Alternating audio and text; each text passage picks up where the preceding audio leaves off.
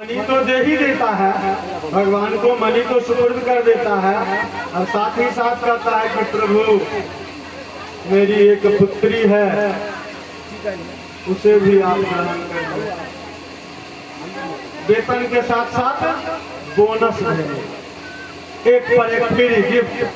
तो भगवान ने मणि की खोज में अपने आप को, अपने कदम को आगे बढ़ाया था। मणि की प्राप्ति हुई और जामवती का हाथ मिला। अब देखिए लोग जो तर्क देते हैं, हम लोग कथा श्रवण ध्यान पूर्वक करेंगे तब जाके जवाब देंगे, तो मुँह करते रहेंगे, बहुत जगह सुनते रहेंगे बेवकूफ की तरह। लेकिन जानकारी रहे कि सटीक जवाब देंगे कि कैसे किए, किन परिस्थितियों में हुआ। तो इस परिस्थिति में दूसरा, अब जिस राजा ने मणि चोरी का आरोप लगाया था, उस राजा के पास मणि लेकर के आते हैं, सारी बात बताते हैं कि आपका मणि वहां था, वहां से मैंने लाया है युद्ध करके, और जिसके पास यह मणि था तत्काल इस मणि के जो स्वामी थे उन्होंने मणि के साथ साथ अपनी पुत्री भी मुझे सुपुर्द कर लिया है। देखिए इनकी मांग में सिंदूर भरी हुई है, मैं इनके साथ विवाह करके आ गया। अब राजा को काफी पश्चाताप हुआ, राजा को काफी पश्चाताप हुआ, भगवान के सामने भगवान के चरणों में गिर गए, भगवान से माफी मांगे कि प्रभु हमसे बहुत बड़ी गलती हो गई, हमने घोर अनर्थ किया जो आपके ऊपर यह इल्जाम लगा।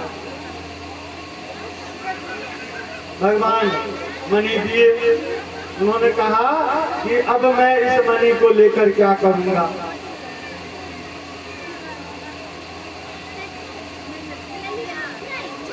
भगवान ने जब मणि दिया राजा को, तो राजा ने कहा कि नहीं, मुझे इस मणि की आवश्यकता नहीं है, इस मणि के वास्तविक स्वामी तो आप हैं, आप यहाँ के राजा हैं। और विनती की कि प्रभु मैंने आपके ऊपर मिथ्या आरोप लगाया,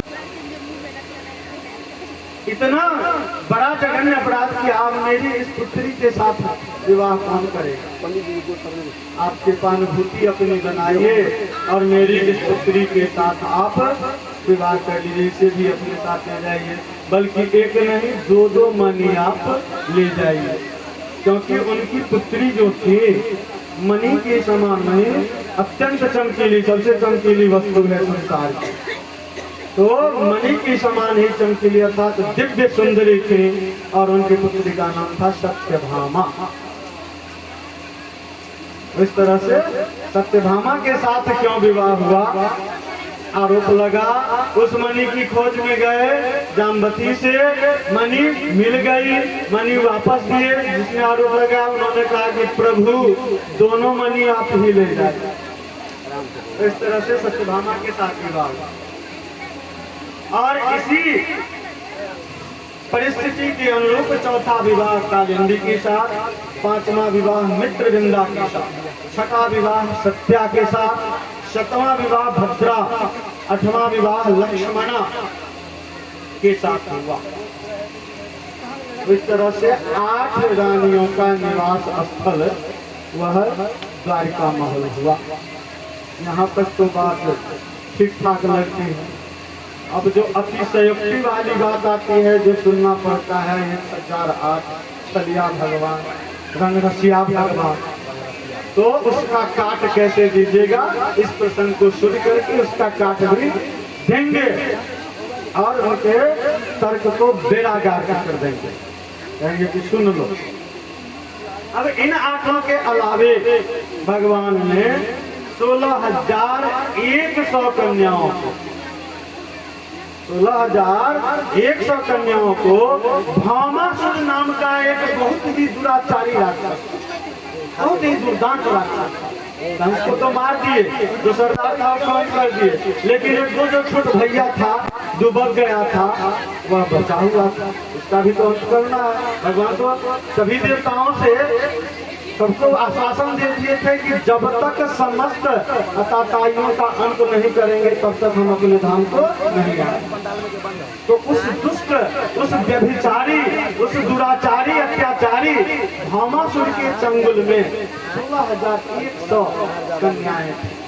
उनके कारागार में, उस राक्षस के कारागार में बंद थी। भगवान भामासुर का अंत किए, कारागार से सबको मुक्त किए और सबको कहा कि देवियों आप लोग अपने अपने गृह को प्रस्थान करें।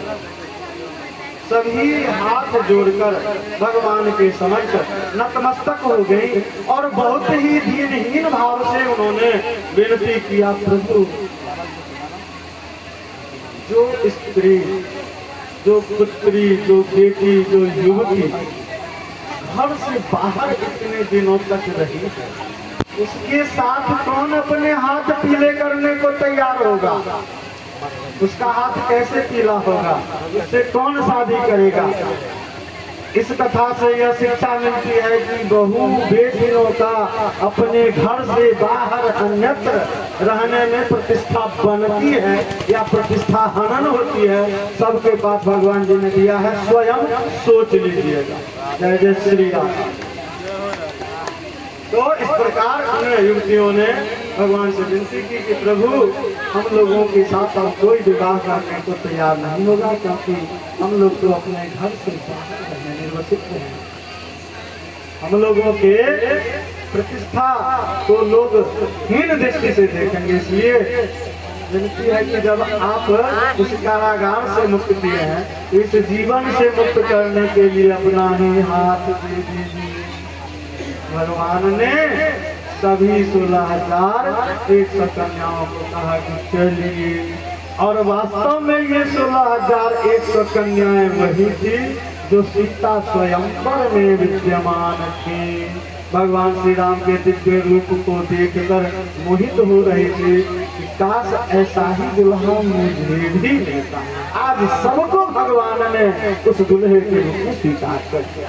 ऐसे दीन बंधु, ऐसे भक्त वत्सल भगवान। तो इस पर तो अब इस विवाह को क्या कहेंगे? यह गलत है या सही है? एकदम सही है। किसी की प्रतिष्ठा बचाना, किसी की इज्जत को संरक्षित करना गलत है। जेल में बंद लड़कियों को छुड़ाया हुआ समाज स्वीकार करता नहीं, स्वीकार करता। वह भी किसके अधीन था? दुराचारी, व्यभिचारी, दुष्ट राक्षस के अधीन जो युवती, जो लड़की, जो कन्या रह करके आ जाए।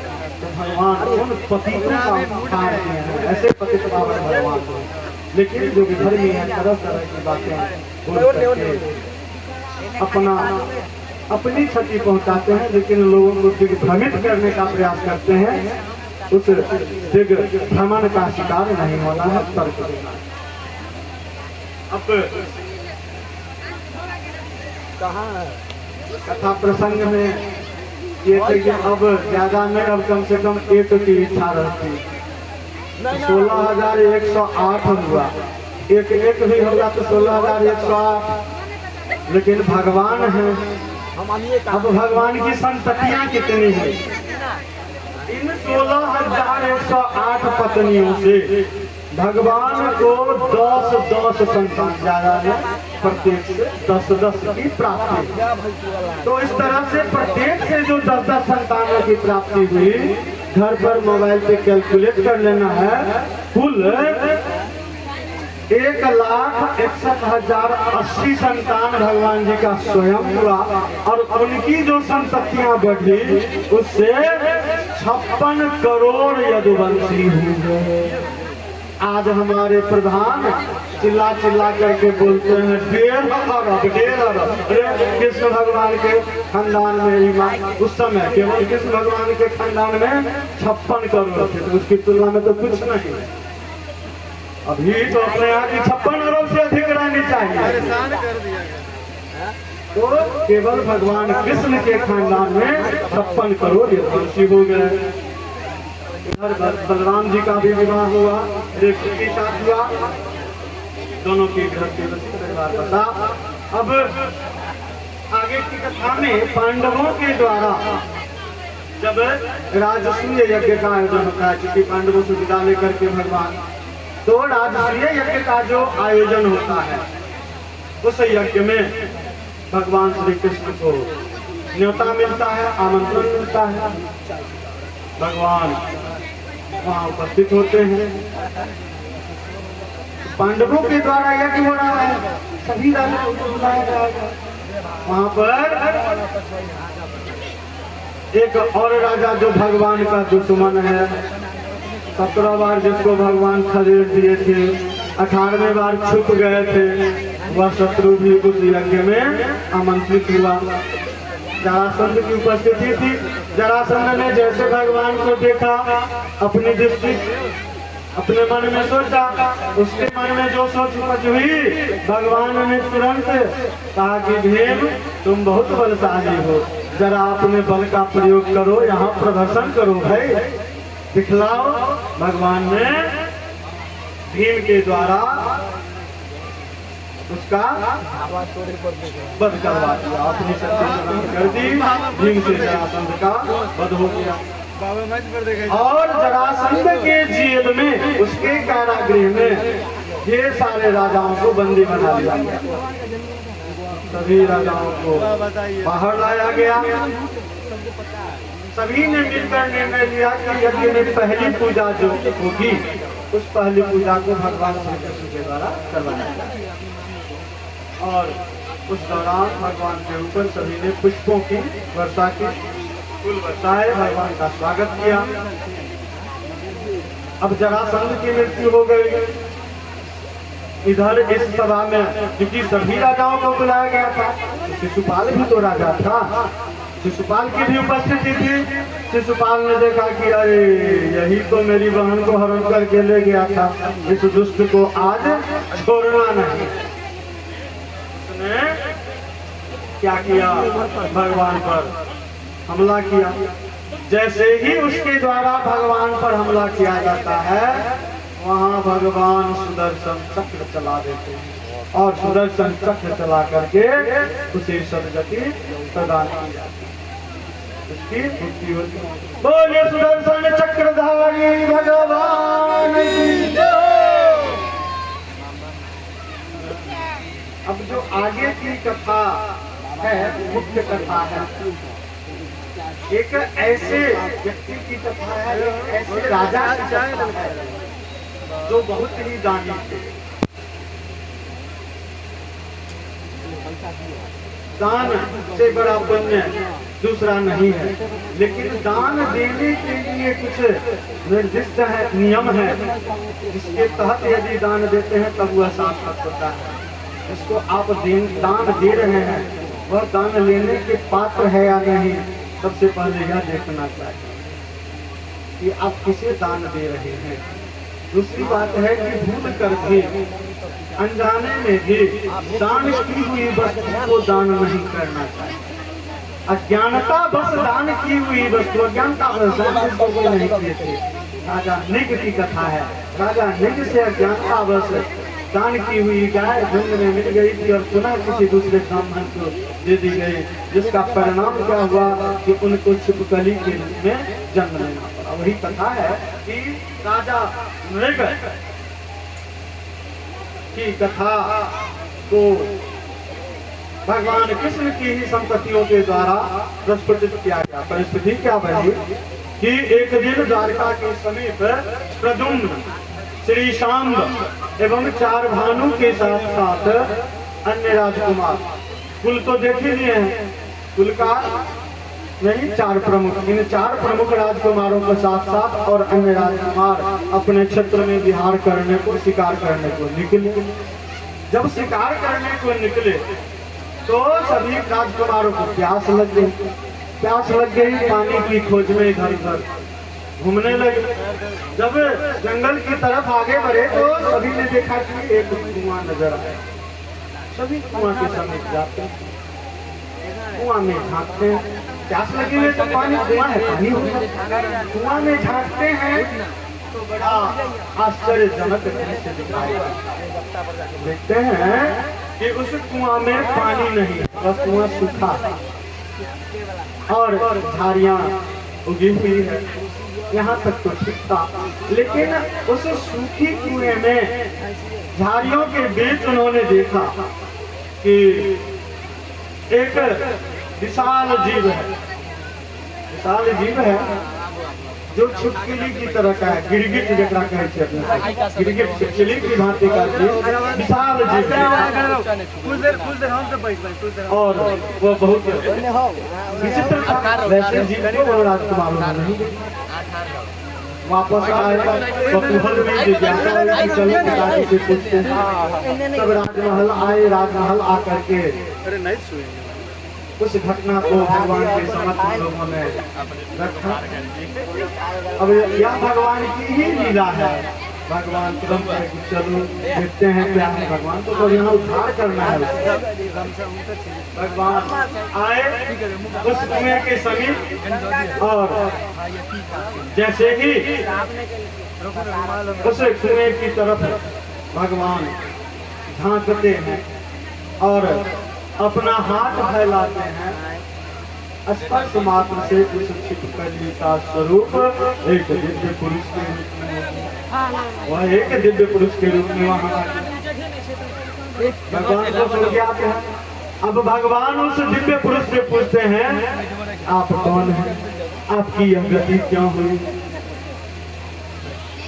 भगवान के समक्ष अपना शीश झुका करके वह दिव्य पुरुष कहते हैं कि प्रभु, मैं पिछले जन्म में इस छिपकली से पूर्व के जन्म में एक राजा था, दान करना मेरी प्रवृत्ति थी। एक दिन अज्ञानतावश मेरी एक दान की हुई गाय झुंड में जाकर के जन ब्राह्मणों को मैंने दिया था, वहां से निकल करके मेरे झुंड में शामिल, मैं उसे नहीं पढ़ता था, मुझे नहीं जा, और वह गाय पुनः दूसरे ब्राह्मण को दे दी गई। उस गाय को लेकर दोनों के बीच वाद विवाद हुआ। दोनों मेरे दरबार में आए और